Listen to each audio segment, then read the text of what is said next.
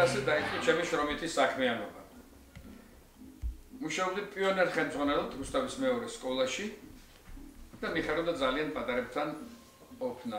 ამის შემდეგ გადავედი თბილისში 55 საშუალო სკოლაში, სადაც ინგლისურს ვასწავლედი.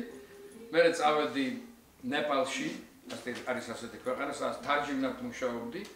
იქიდან დაბრუნების შემდეგ მუშაობდი საქართველოში ახალგაზრდულ ორგანიზაციებში. მერე მოვხდი პოლიტექნიკურ უნივერსიტეტში, შემდეგ მოვხდი ეგვიპტეში, მერე ინგლისში და ასე გაგრძელდა ეს ცხოვრება, მოვედი აქამდე. ეს არის ჩემი პატარა ოთახი და ეს არის სამყარო, რომელშიც ცხოვრობდა, რომელიც მახარებს. აი ჩემი ბიბლიოთეკა, რომელიც დაბალგრძელდება და ამ ბიბლიოთეკაში არც ერთი წიგნი არ არის მოცდენილი და უსაქმოდ. ანუ ყველა წიგნი მუშაობს. ამ ოთახში ძალიან ბევრი ადამიანი მოდის, აქ ხდება შეხვედრები, აქ მუშაობ. და საერთოდ აქ გამოვлап ხოლმე ყველას. აქ ყოფნა მიხარია. აქ უკვე აქ ძალიან ბევრი მოგონება შეიძლება უკვე. ეს იყო 1999 წელს. ერთ-ერთმა ამერიკულმა ტელევიზიამ მიმართა საქართველოს ტელევიზიის პირველ არხს წინადადებით, რომ რაღაც ერთობლივი პროექტი გააკეთებინათ. და ეს პროექტი გულისხმობდა, რომ საქართველოში უნდა ჩამოსულიყო ამერიკელი ჟურნალისტი და ქართველი მაყურებლისათვის უნდა მოეთხრო თუ რას ფიქრობდა საქართველოს და პირიქით.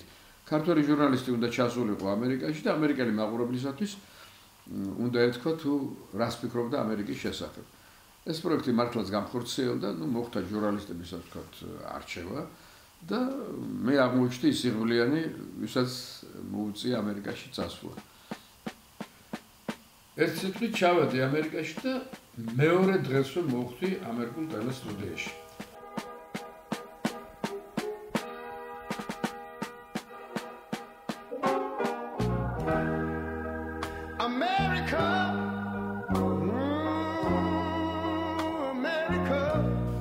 სიტუაცია ცოტა უჩვეულო იყო.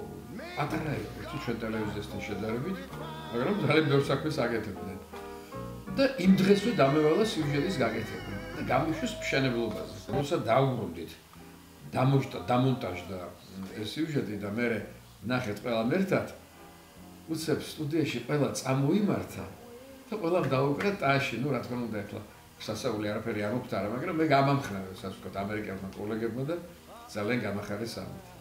ეს სიმბოლურად უკვე აღნიშნავს ჩემს ამერიკულ ტელევიზიაში საქმიანობას.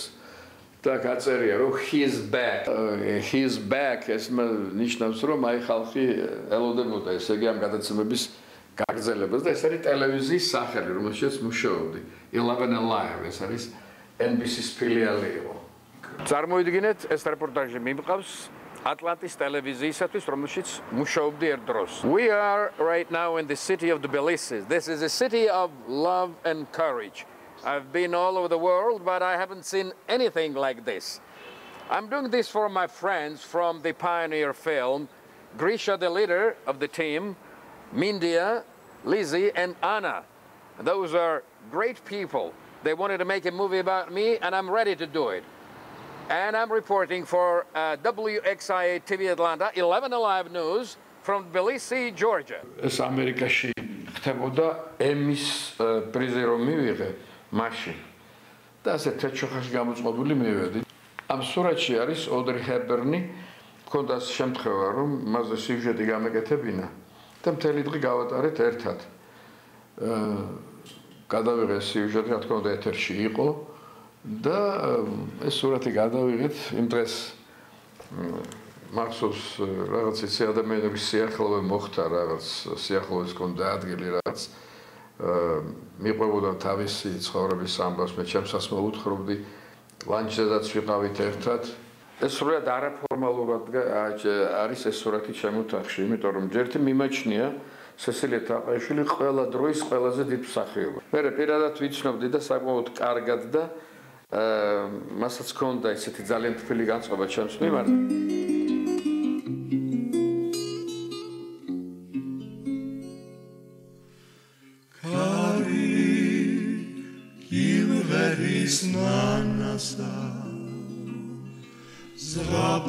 ასე მგონია არაფერი არ გამოვიდოდა ჩემგან აი ჩემი სოფლების სუნი და ლაზათი რომ მწოდონდა იმ სოფლებისაც სადაც ჩემი დედმამა დაიბადა და გაიზარდა ისე კარგად მახსენდება ყველაფერი შეთუ ყველაფერს თავი რო დაავნება ამ სოფლებმა შრომა მასწავლეს ადამიანებთან ურთიერთობა მასწავლეს რო ჩავიდოდი სოფელში მივიდოდი ხოლმე და ბებიაჩნა გურიაში შევიდოდი ხოლმე სამზარეულოში ქუხნას ეძახდნენ და იქ დაუჯდებოდი კერიასთან და ნაცარს ასე ჩხიკნიდი და ველაპარაკებოდი თან ცისას ბრისას რა ვიცი რას არ ვამბობდით ხოლმე და აი ეს რა ბებია ჩემი გადაღებული სურათია 14 წლის ვიყავი მაშინ ეს სურათი რო გადავიღე მე რო დავაშკაცი ჩავიდოდი ხოლმე და ხელში აყვანილს ვატარებდი ხოლმე ეზოში სახლის წინ კარგი ამაზე შემიძლია ბევრი მოგიყვეთ მაგრამ ახლა ისი დღეს გაზეთს უშვებთ და რედაქციაში მაგვიანდებოდა თუ გინდა წამოდით და გზაში ვილაპარაკოთ. თელმა ჩემმა ცხოვრებამ გაიარა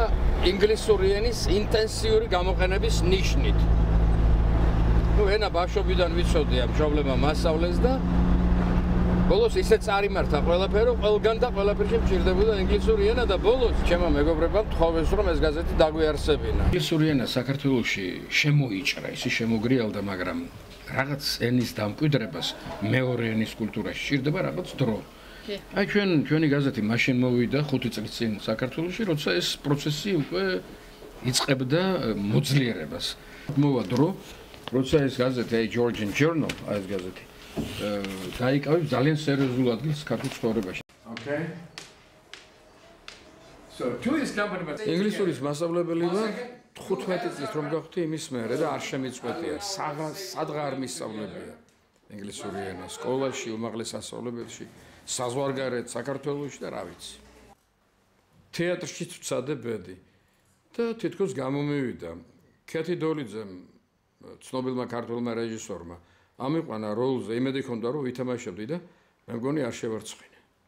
დღეს ნუგზარ უხაძის იუბილეა და ჩვენც მივდივართ რომ მას მივულოცოთ. შერატონ მეტეხი პალას.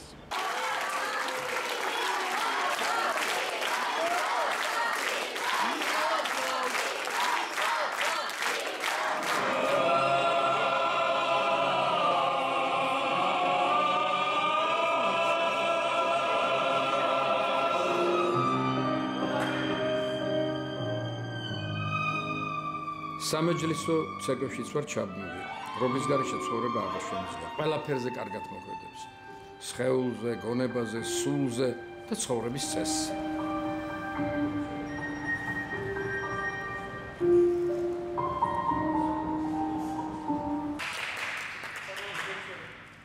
თითქოს ასე უნდა დაგვემთავრებინა, მაგრამ ჯობს სხვანაირი ფინალი გავაკეთოთ. მე ყოველ დილით გამოვდივარ ხოლმე ჩემს აივანზე და ვესალმები ჩემს საყვარელ თბილისს.